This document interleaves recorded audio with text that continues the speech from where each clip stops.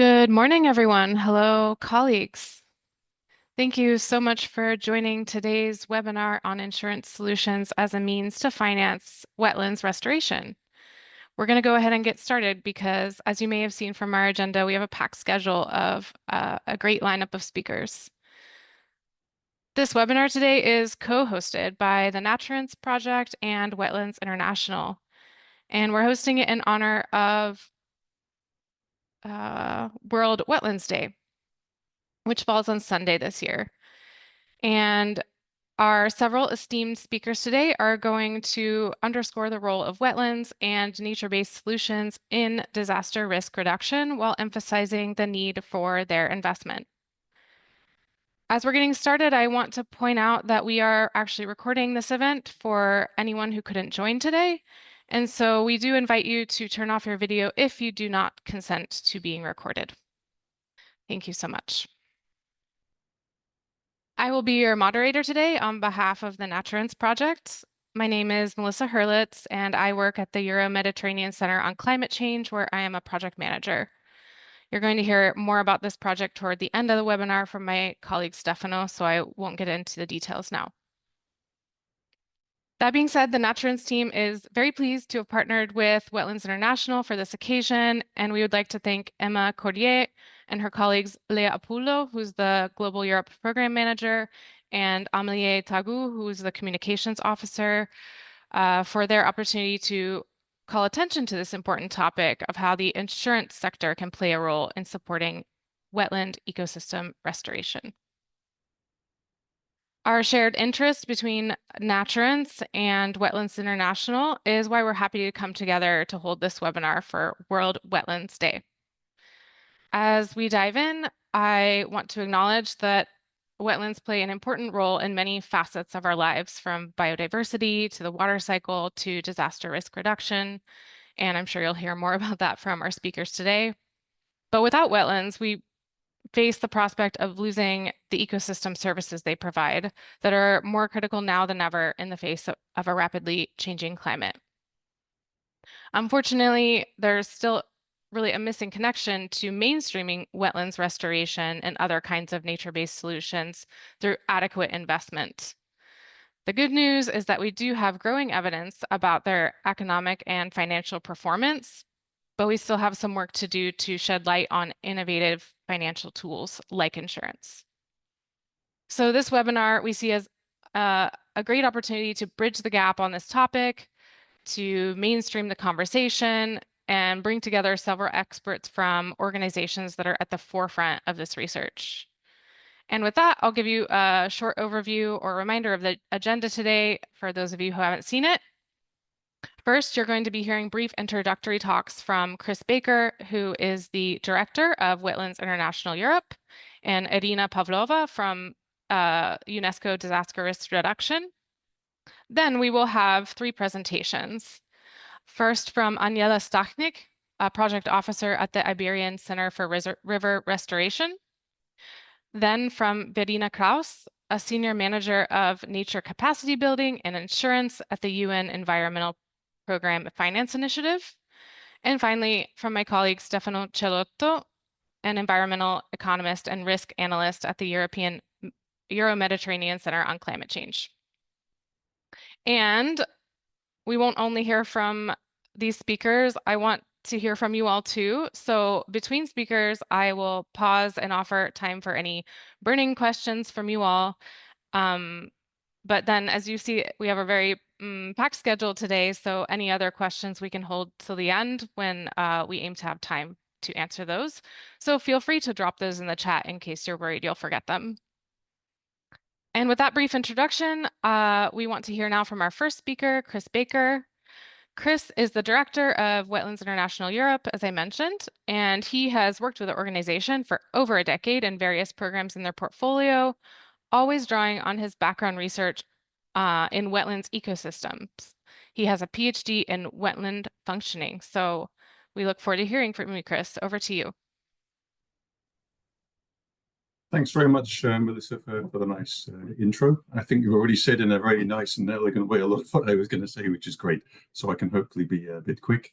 Welcome everyone to one of our World Wetland Day events. World Wetlands Day is an event that's been running for quite some time now, decades, I would say, really with the intention to raise awareness and increase people's understanding of the critical importance of wetlands. So this is a very interesting and topical event, I think, focusing on a particular aspect of why wetlands are important for our common future.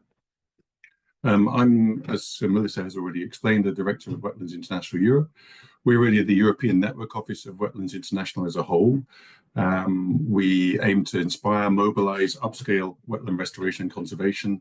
And we do this very strongly based upon knowledge, science-based work, and where we try particularly to influence policy in the European Union and practice, but both in terms of that which is affecting wetlands within Europe, but also we try to influence the European Union's, if you like, their socio-economic footprint outside of the European Union. We get our mandate from the organizations which you see on the logos on the slide that's just come up. So 13 civil society organizations and growing. And we also draw upon a wide network of knowledge and other civil society organizations, citizen science networks. So we're much bigger, in fact, than simply our 13 members. We have quite a wide reach throughout Europe. Now, as Melissa already said in a nice, succinct way, we see wetlands really as nature's superheroes. The image here is something developed by one of our offices, our South Asia office, to really try and show that. They deal with a whole different aspects of both the natural and the human world. Of course, we all probably familiar with why they're so important for biodiversity, inspiring and beautiful biodiversity, but they also do a lot around the world in different ways, supporting our food production. But they also provide an awful lot of services that help keep us secure. And perhaps that's really the entry point into what we're doing today.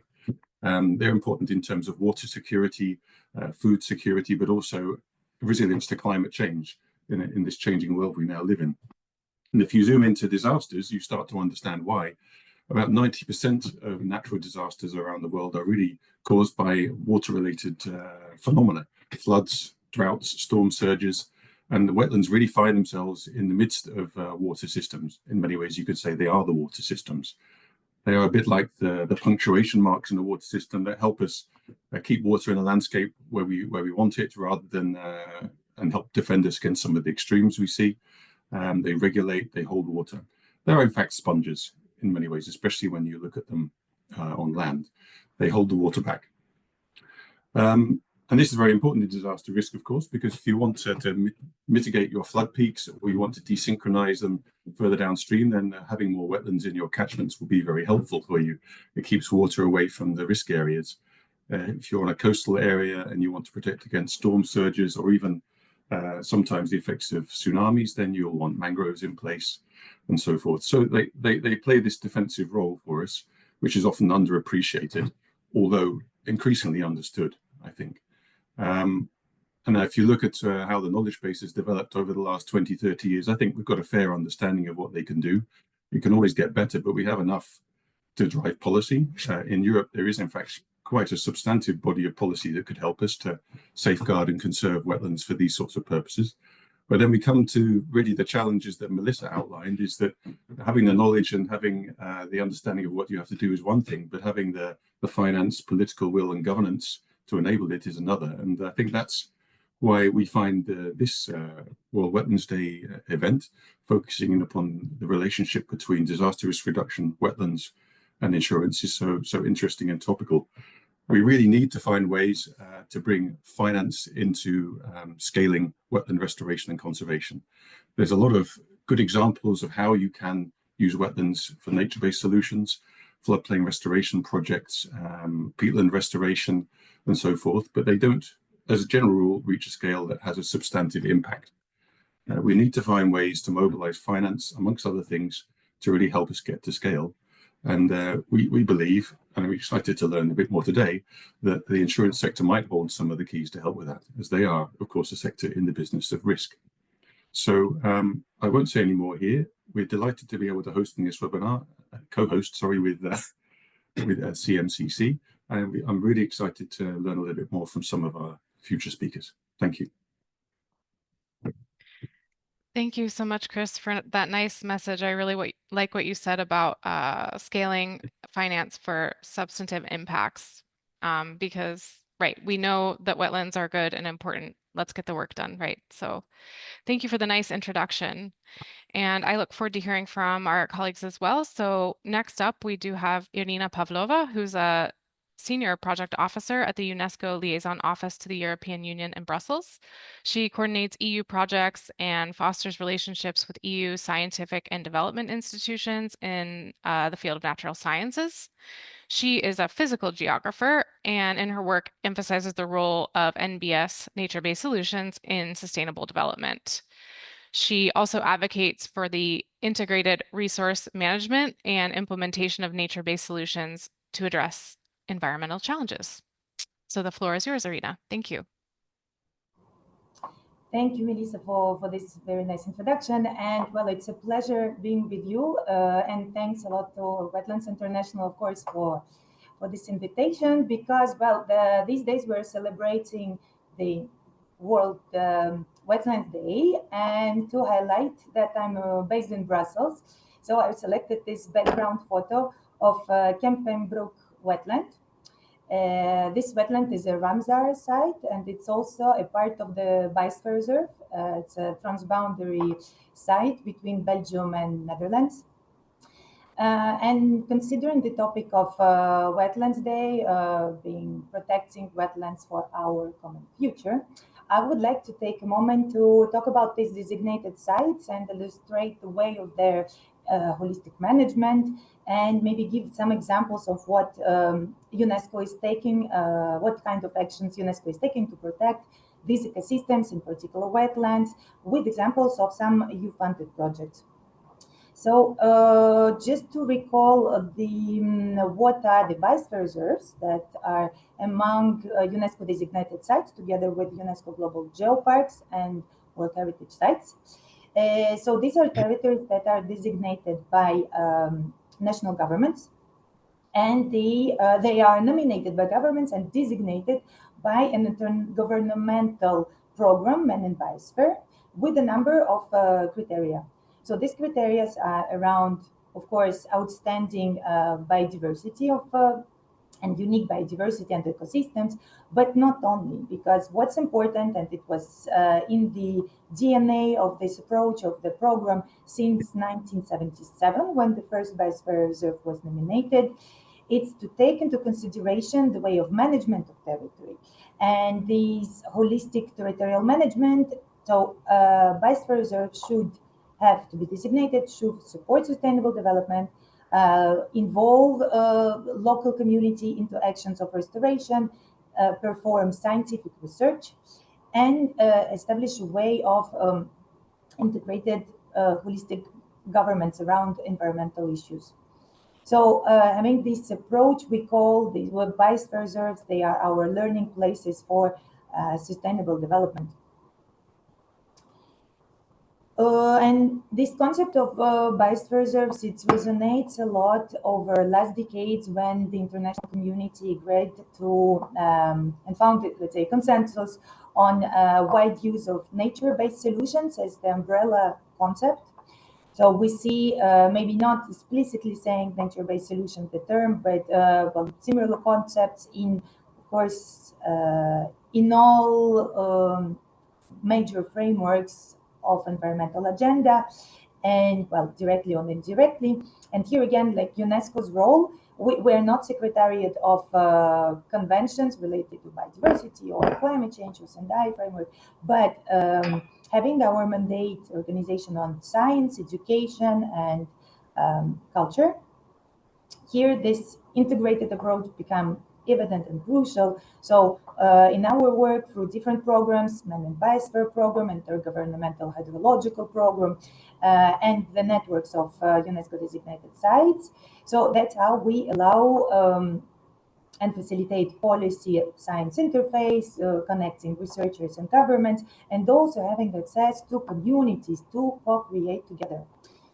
So in this sense, UNESCO's work on disaster risk reduction, well, it also covers different topics. So it's from one side early warning systems, from another it's development of building codes for built environment, and contributing to resilience of communities through actions at UNESCO designated sites and actions on ecosystem-based approach, nature-based solutions for disaster risk reduction.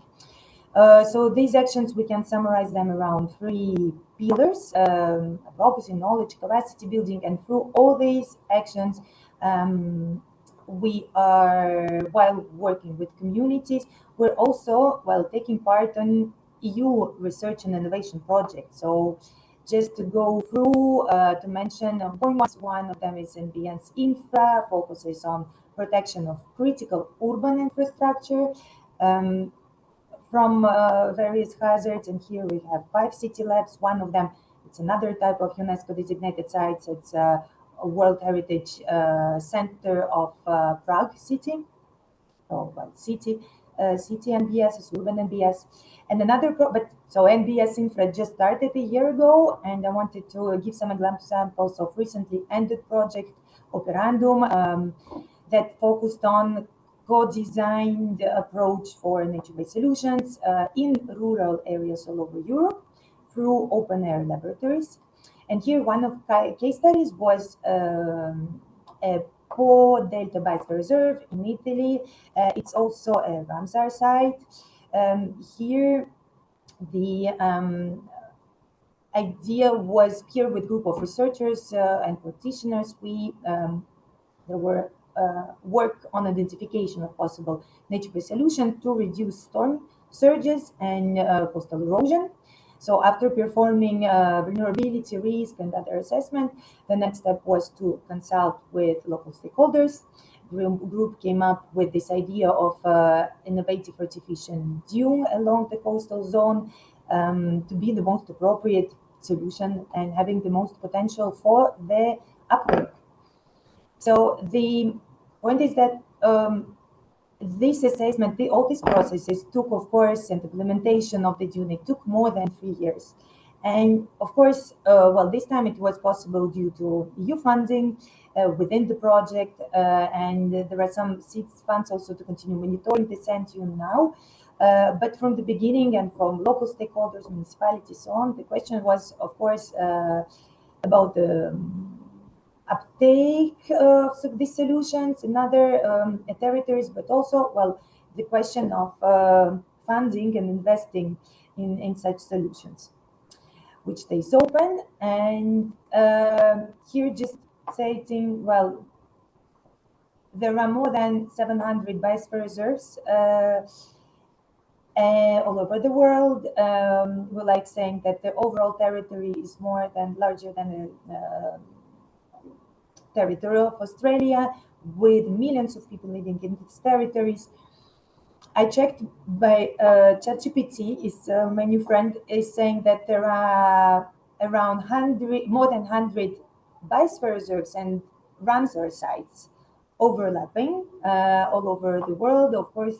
And the question here is, well, there are many of solutions, and we keep supporting the sites, giving them, well, solutions for integrated management, but the question of upscaling and finding funds, it always stays relevant.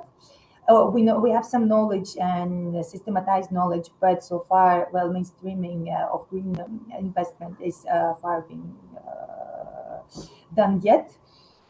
So we're always searching for effective solutions for community development and protection of different ecosystems, including wetlands.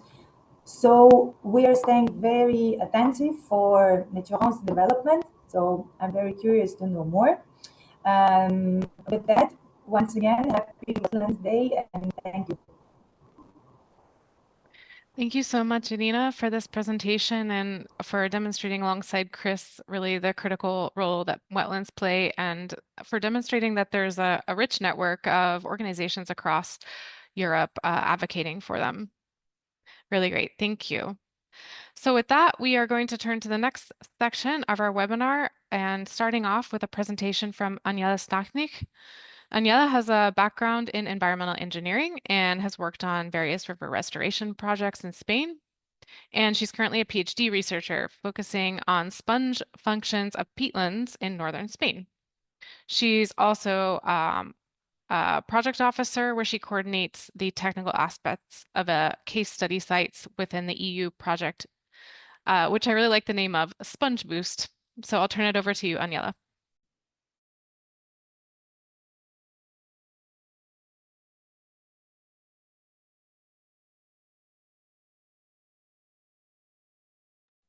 Sorry, I had the mic turned off. So, hello everyone. I'm Aniela Stachnik, and today I want to talk a bit about the why wetlands are ally ecosystems for reducing the risk of climate extreme events. So, first, I brought up these pictures because they all show some good examples of different ecosystems, such as rivers, peatlands, mangrove forest, or even salt marshes. And one thing they all have in common is that they are all good examples of wetland ecosystems. This is because all of them constitute territories where the water meets the land and ensures sustainability for both. So, there is a huge variety of different ecosystems that might be considered as wetlands, almost as many as the different functions they can provide society with. For example, in this diagram I took from the Wetlands International webpage, the functions can be named as erosion prevention, flood water absorption, or even groundwater recharge. And also they are considered the primary sources of fresh water, and they are key diversity habitat. So out of all of this, we can understand that these ecosystems are highly valuable for us and that we need to keep their conservation status the best way possible. However, the reality in Europe is quite different from this, because 2/3 of Europe wetlands were lost before 1990s. Almost 80% of Europe's floodplains area is ecologically degraded, and even marshes, bogs, and fens are among the most threatened ecosystems in Europe.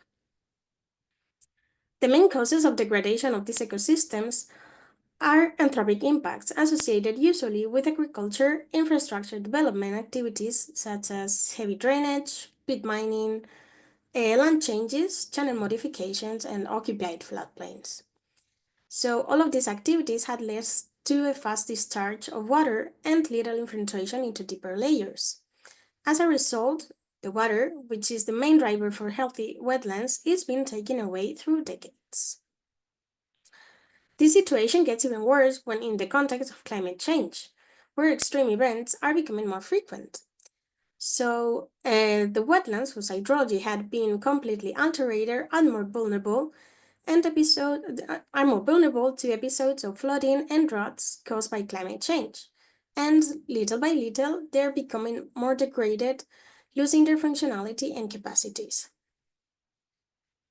However, a few years ago, the European Union launched an Horizon program to expand knowledge about certain wetlands that are considered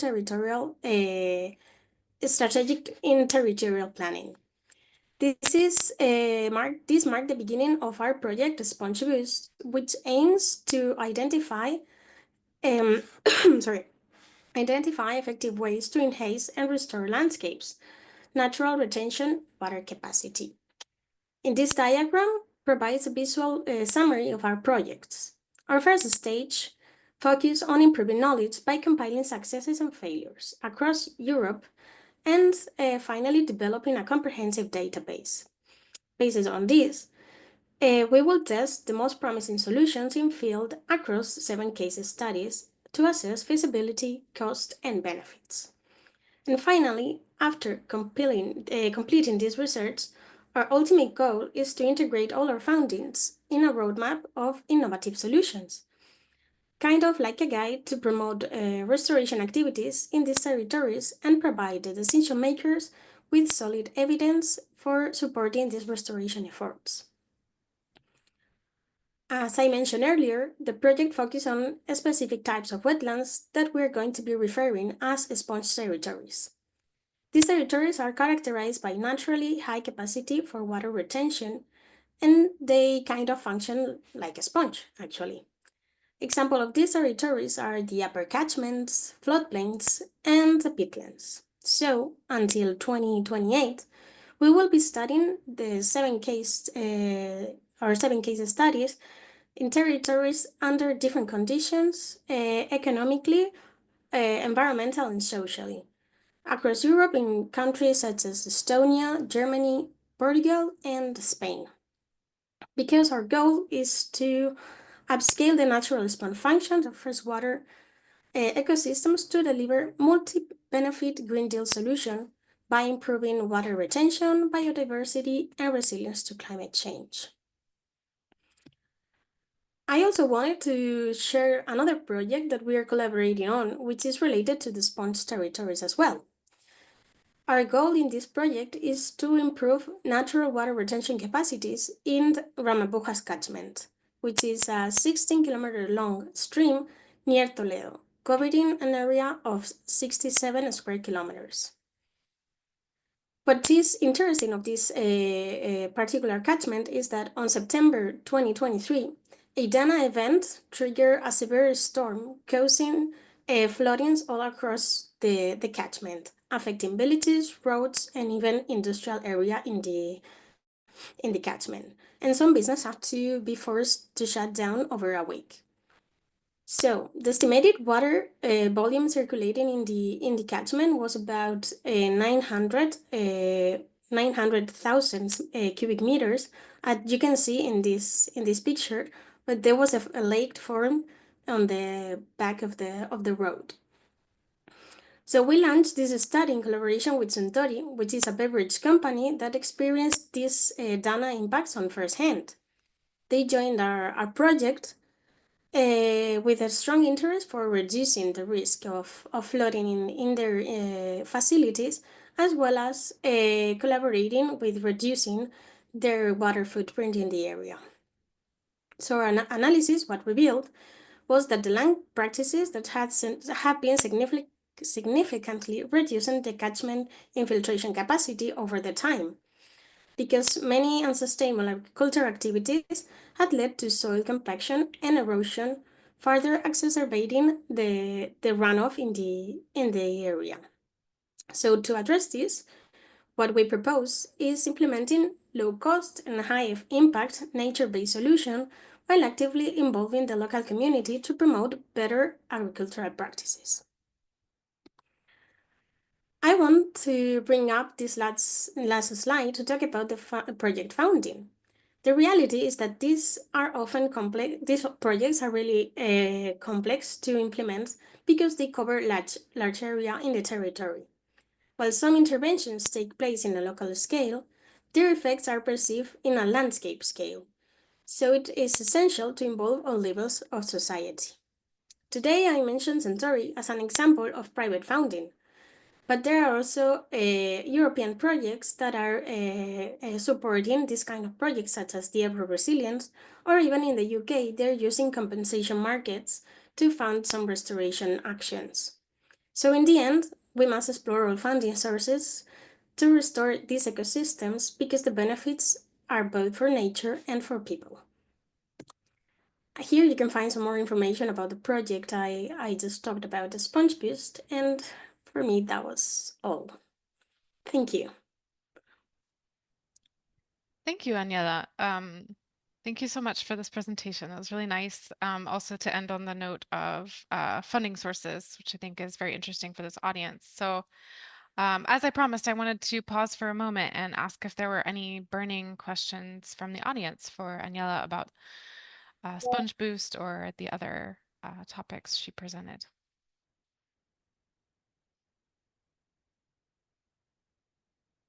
Don't forget, you're welcome to use the chat. And also, if you think of something in the meanwhile, we will revisit those questions toward the end of the webinar.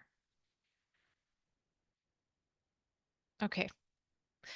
No burning questions at the moment. Thank you so much, Aniela, for your presentation. We really enjoyed hearing from you, or I did especially. So I think it'll be a nice lead-in also to our second presentation today.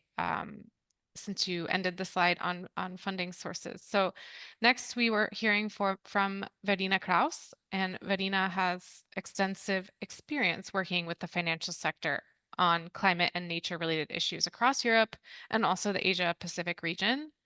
She is a member of the UN Environment Programme's Finance Initiative Nature Team, where she manages one of their working groups for nature, and is also the lead author of their inaugural publication, which is a global guide for insurers to set priority actions on nature. All right, over to you, Verena.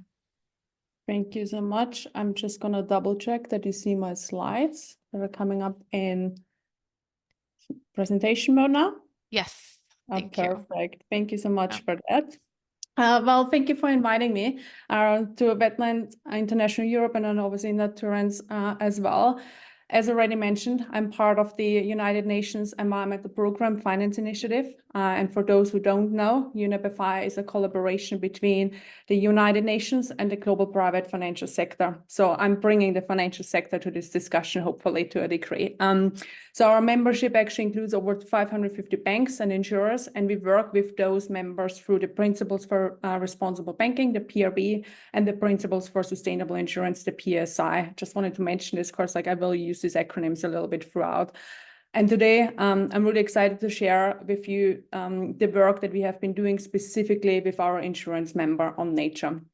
So I really want to just do like a very brief introduction into the PSI and also its long-standing work on nature-related topics over the past decade. And then also touch on the recently formed PSI Working Group for Nature. From there, then I will give a brief overview on the working group's first key output that has already been mentioned, which is our kind of global guide for insurers on setting priority actions for nature. And I'm trying to reflect also the relevance for specifically wetlands throughout as much as I can. And I will just briefly close with a bit of an outlook on the working group's activities as well that we still have planned. So UNEP-FI PSI was launched around 2012, actually, as a global framework to help the insurance industry to specifically address environmental, social, and governance risks and opportunities. And as I briefly mentioned, nature has been embedded in the PSI work actually from the start. There were initiatives in relation to illegal, unreported, unregulated fishing, our environmental liability insurance, plastic pollution, but also our collaboration with UNESCO on protection of World Heritage Sites as well. And then over the past decade, this has then also accumulated to the first kind of guides on ESG for both non-life as well as life and health insurance. But really with the escalating pace of nature loss and also with the adoption of the Global Biodiversity Framework, the GBF, that has really led to an increasing demand from our insurance members globally to provide additional guidance on responding to the nature crisis and how they can contribute to the goals of the GBF more holistically. So as a response, the PSI established a working group for nature in May last year. And it has been set up as our multi-stakeholder platform. So that means we are engaging and including key stakeholders across the insurance ecosystem.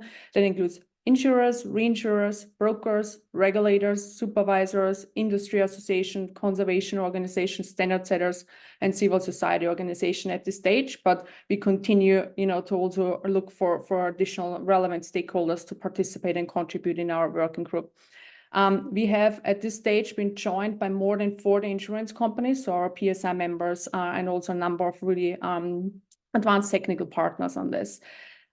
We have set that working group up with a multi-year work plan. It is really about developing strategies, technical guidance, and also enhanced approaches to address nature-related issues, especially in insurance underwriting portfolios.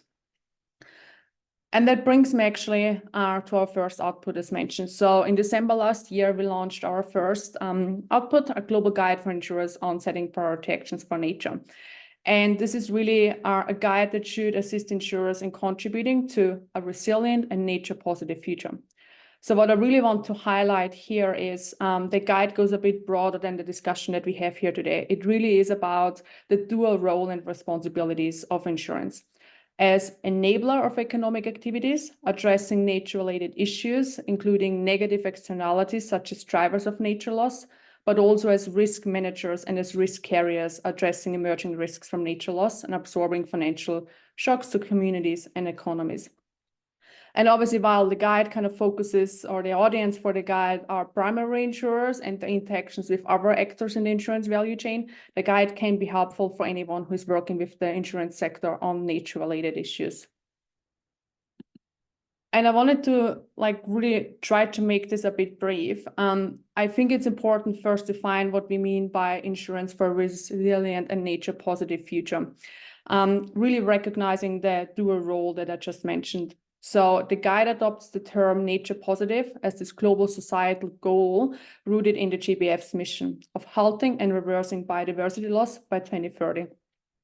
While we know a financial institution itself can't be nature positive, it definitely can contribute to nature positive. So insurance for nature positive specifically really means any sort of risk management practices, insurance strategies, products, services, etc., that really address nature-related impacts, dependencies, risks, and opportunities, contributing to the GBF. But building on this guide, or building on this, this guide is not only responding to impact, right? So far, I've really spoken mostly about the indirect impact of insurance. It also addresses risks and opportunities, which is in line with the GBF targets 8 and 11 that are also talking about disaster risk or reducing disaster risk and building resilience.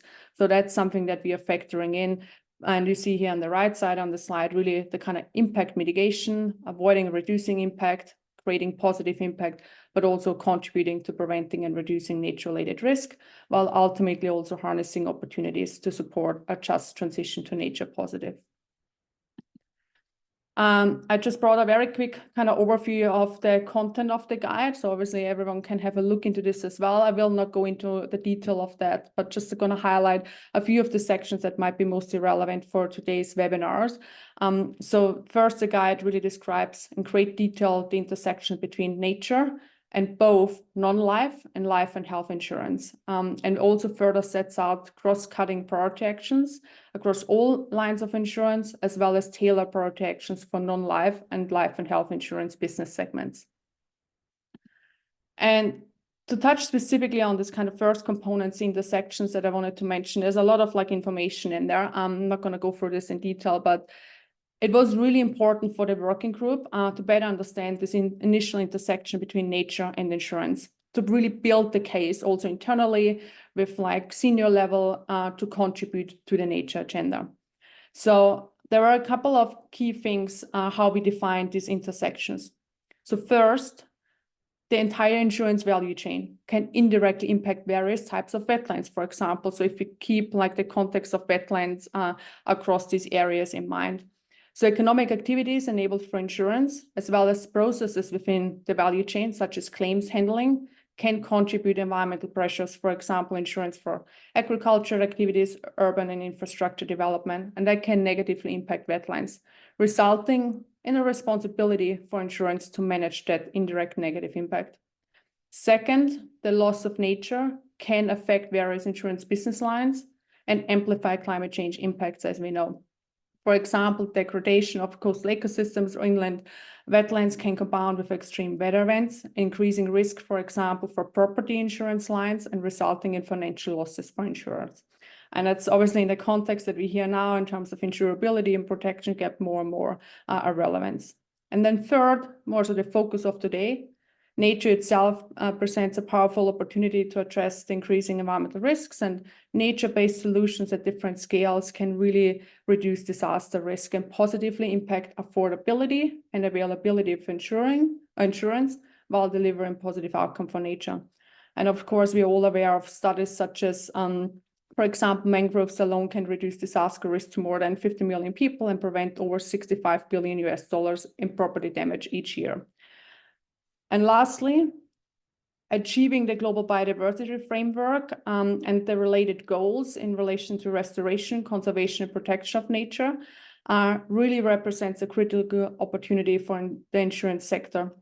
So insurance, for example, can de-risk financing and investment into natural assets and their conservation and restoration, including wetlands, and really making insurance essential for closing the biodiversity finance gap.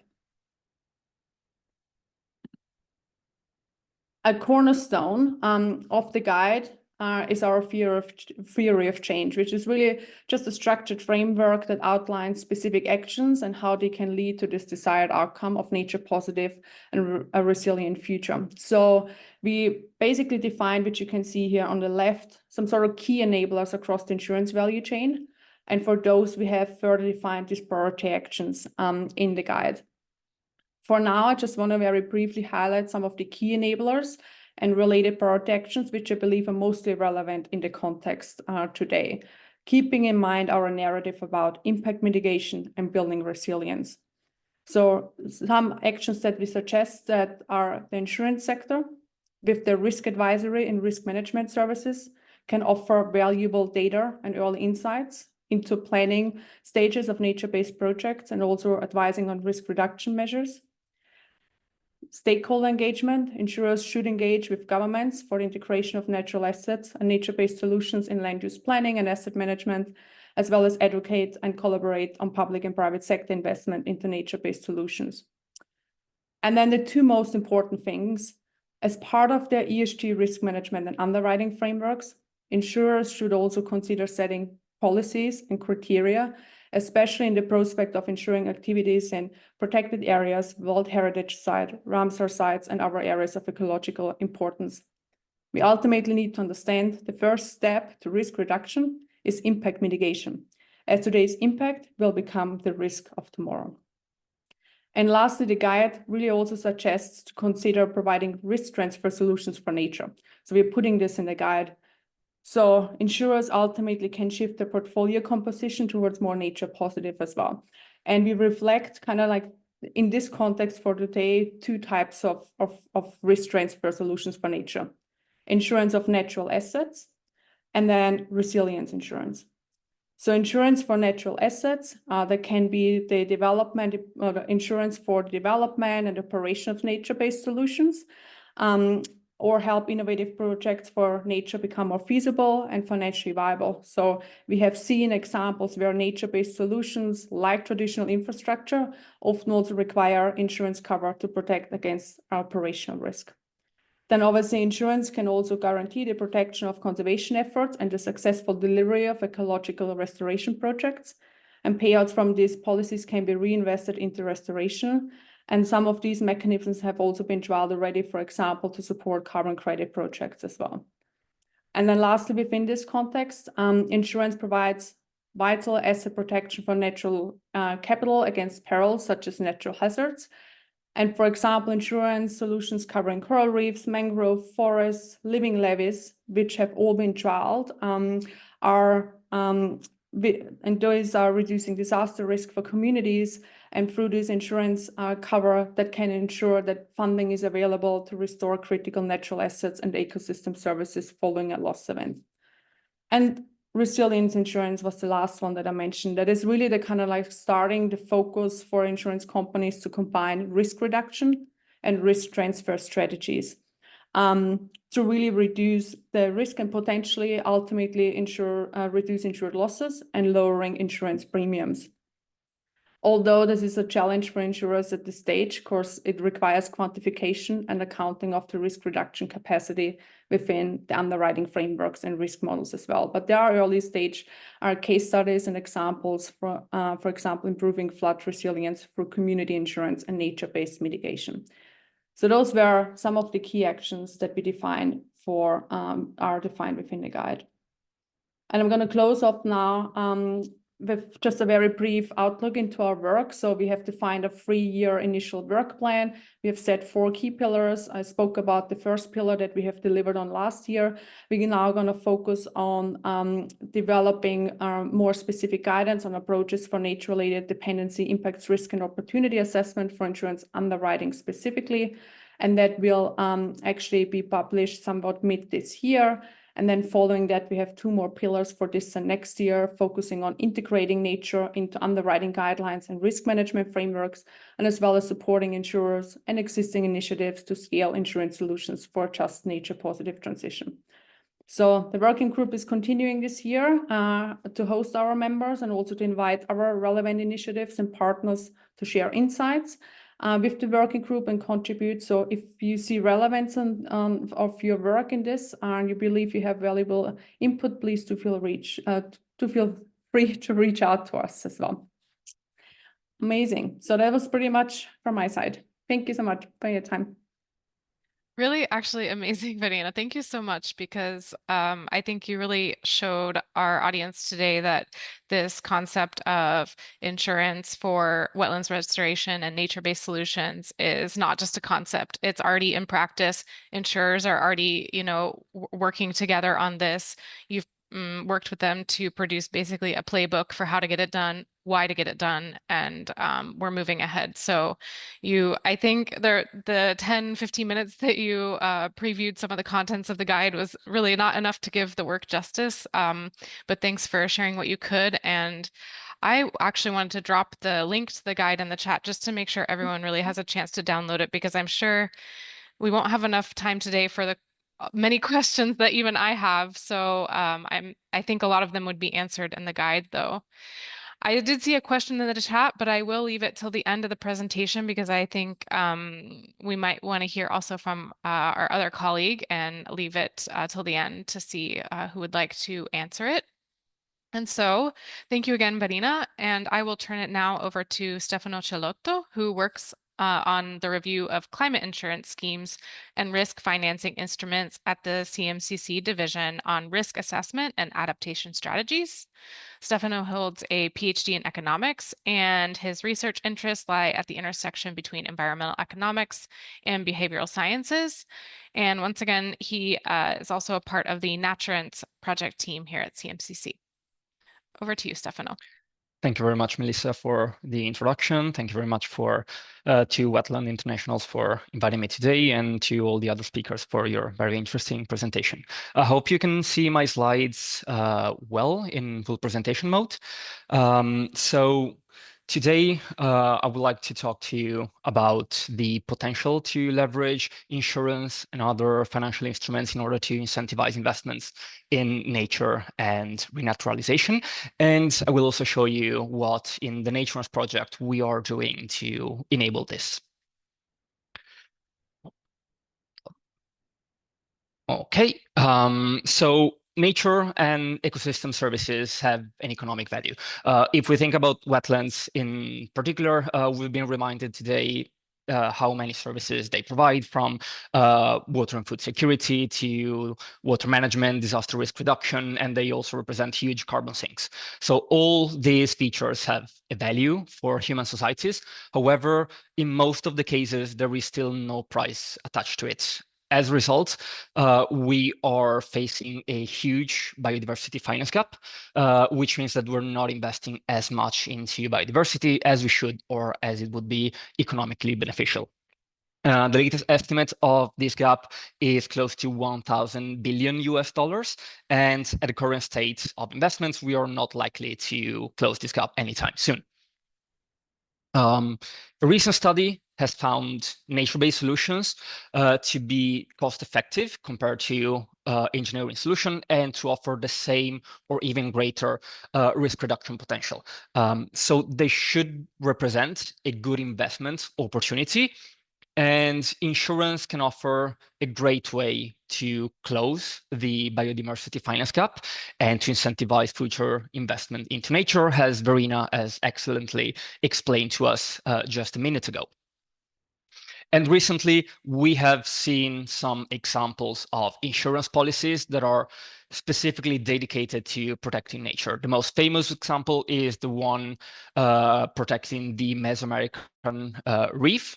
And this is a parametric product which provides compensation for the restoration of the coral reef barrier when certain climatic conditions take place, for example, when winds exceed a certain speed. But maybe more interesting for today's webinar is that a similar product is also being developed for mangrove restoration in the Caribbean. And the idea, the goal of these types of policies is to provide quick and accessible finance in order to restore damaged ecosystems and to allow them to keep on providing their disaster risk reduction potential and to allow them to keep on providing all the other economic and social benefits to human communities. So how do we link insurance and nature? How do we transform insurance into ecosystem finance? The starting point usually is a situation with no insurance. So we have a property at risk from various perils. In theory, this should be reflected into lower property values. However, this often doesn't happen. So we have a situation where there is considerable economic value exposed to risk with no protection. The first step is that we purchase an insurance policy so we are able to protect our property from the risk. This is a good starting point. However, the traditional insurance policies often do not offer any incentive to reduce risk and specifically an incentive to reduce climate risk. And this might not be, or certainly will not be sustainable in the future, especially considering the worsening climatic conditions. So what we should aim for is an adaptation enhancing insurance scheme where we have innovative contracts that actively incentivize risk reduction while still enabling the maintenance of cover.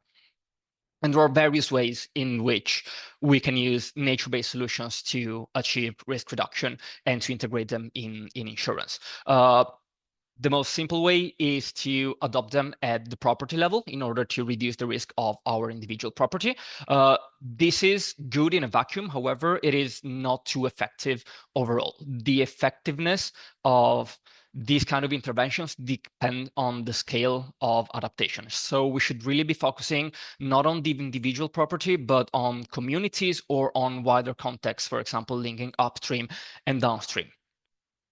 And this is what we are trying to do in the NATURANCE project. We are trying to aim for a more systemic change that allows a wider and more effective implementation of nature-based solutions and their integration with financial instruments, not only insurance. I don't want to bother you too much with the details about the project. I just want to draw your attention to the core objective of NATURANCE, which is to create the conditions to enable this systemic change, that allow a more consistent investment in nature. And this is done by bringing different actors to a common table, all the relevant stakeholders and experts, and provide them with the necessary tool and information in order to reason together to a common solution that can allow us to achieve these goals. Among the key outputs that we produce within the project are shared performance metrics for the assessment of investment solutions. We help designing principles and best practices that can allow stakeholders and policymakers to integrate ecosystem services into financial instruments.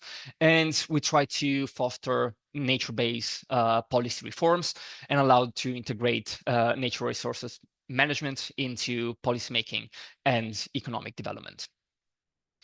There are various key terms that characterize our project. For the sake of time, I would like to draw your attention to the innovation labs, which are really the building block of the NATURANCE project, is where our true work gets into.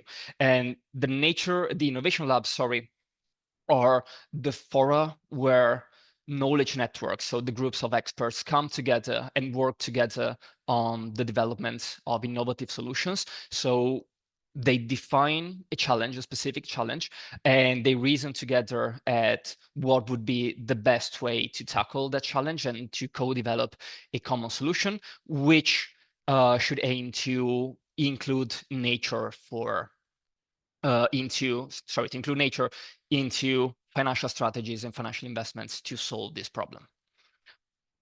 And I wanted to show you some examples of the achievements that have been obtained by these innovation labs up until this point. In the first round of innovation labs, one of them focused on investing in natural flood management in urban areas in the UK. And this links to the recent biodiversity net gain legislation that took place in the country, which requires new developments to increase biodiversity by 10%. This has been considered from the lenses of flood management in a urban environment. But crucially, these biodiversity net gains do not have to be realized necessarily into urban context, so not necessarily into the development site. And so developers could realize such gains through the restoration of wetlands in upstream locations, which will allow the reduction of flood risk and will improve flood and water management downstream into urban community.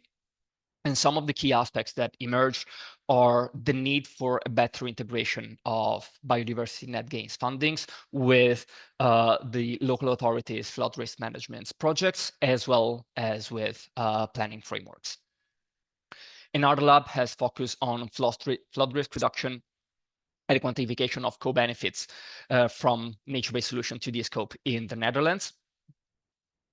And among the main results that emerged are that there are still some challenges in order to properly integrate nature-based solutions into an insurance policy and into flood risk reduction, one of which is the spatial constraint, and the other is that it is still quite difficult to integrate the co-benefits that nature-based solutions provide into the actuarial model to price risks. So future research will be needed in the future to develop better models that are able to properly quantify the benefits of nature.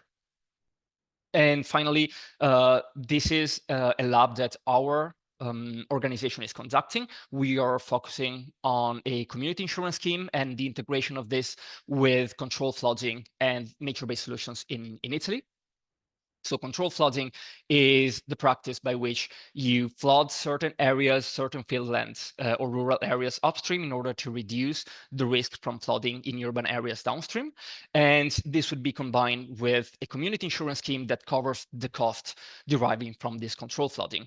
Many of the fields that should be subject to this controlled flooding used to be wetlands in the past. However, they have been converted to agricultural use, as, for example, Aniela told us, which is a very common practice and has been a very common practice over the last century. So the objective is not only to develop this policy, but also to link this policy to create the incentives,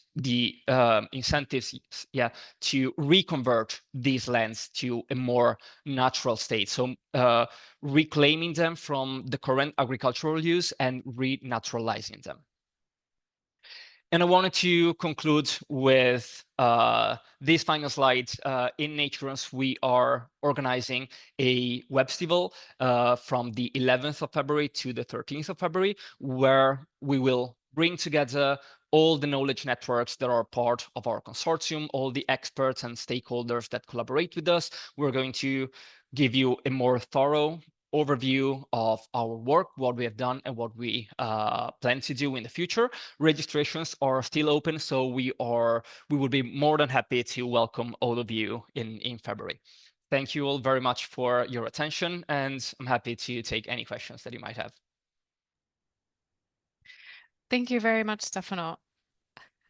We had a really packed webinar today, and if you're like me, you're feeling really stimulated by all the information you've heard. And of course, as usual, we are tight on time. But we do have a couple of great questions in the chat, so I do want to give time for them if our speakers are able to stay on a little longer. But I want to acknowledge that if any of our audience members do have to go, I wanted to thank you for attending and let you know that we are recording this webinar, and given the consent of our speakers, we will make the materials available on the Wetlands International website, and I guess also on the NATURANCE project website. So if anyone has to go, thank you so much for joining. But we do have a couple of questions in the chat, like I said, and I think Joy asked a really interesting question that is sort of, for me, is a bit of an elephant in the room kind of question, right? So we know that the impact of climate change is becoming more frequent, more serious, and experts have predicted, but we've also seen, like in my home state of Florida in the United States, that insurance is becoming already more and more costly. So this being, we know to be true and will become more potentially true over time, how do we work better with insurance what needs to change when we are trying to support local communities in areas at risk. Would Stefano or Renina or another of our speakers care to chime in? I think the question was asked during Verina's presentation, but I'm more than happy to weigh in with my opinion. So maybe I'll go ahead. How do you ensure that insurance is viable even under climate change? In my opinion, there is not a unique solution. You can't just rely on insurers. You need to apportion different types of risk to different actors. It can all weigh on the shoulders of insurers. The policyholders or the citizens, the communities should have skin in the game themselves. So a certain part of risk should be covered by the policyholder. Then for risks that are a bit more serious, they should purchase an insurance policy in order to cover for that. For even more severe risk and even more severe losses, the primary insurers should seek reinsurance and should try to cover and disseminate the risk on the international financial market, which is typically more risk neutral and then better off at dealing with these greater risks and damages. And then states and international organizations should also cover part of the losses when it comes to seriously catastrophic events. So in this way, by splitting up the damage and the risk throughout several actors, you ensure a resilience of the system. You ensure that no one has to take the whole burden by themselves. And so hopefully the money should be able to, and the compensation should be able to be provided even under more severe climatic events that we're going to experience in the future. But maybe Verina has a different opinion from mine.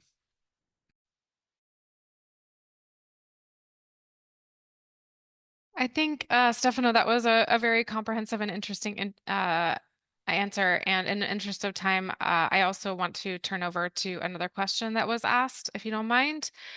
And I think, Stefano, you might have a good insight to this one as well, from Rama, who asked, how do you calculate the benefits and effectiveness of using insurance versus not using insurance? Yeah, I'm not sure if it's using insurance versus not when it comes to investing in nature or in general. In general, the rationale for using insurance stands on the ground that people by themselves would not be able to cover the full losses of certain events independently. And by sharing your potential loss with a third party allows you to be protected from a loss that you would not be able to face yourself. So insurance also ensures that funds for reconstruction and recovery can be provided more quickly, which allows economies to revert to a usual and normal, quote unquote, state much faster. The alternative is to rely entirely on public funds. However, it has been shown that these typically take a lot longer in order to be provided. There are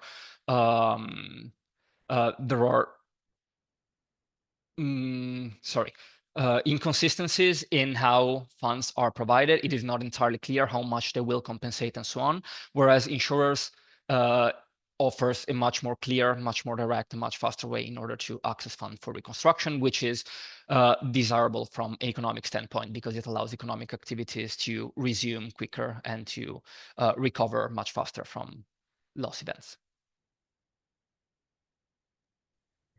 Thank you so much, Stefano, for fielding these questions from the chat and staying on a little bit longer to be with the audience. I think with that, we can close out the webinar today and wish you all a happy World Wetlands Day and hope that you can get out to the nearest wetland to your home and spend some time in these beautiful and biodiverse rich places that we are celebrating here today. Thank you again to Wetlands International for hosting, and hope to see some of you all in a couple weeks at our online NATURANCE Webstable. Thanks again.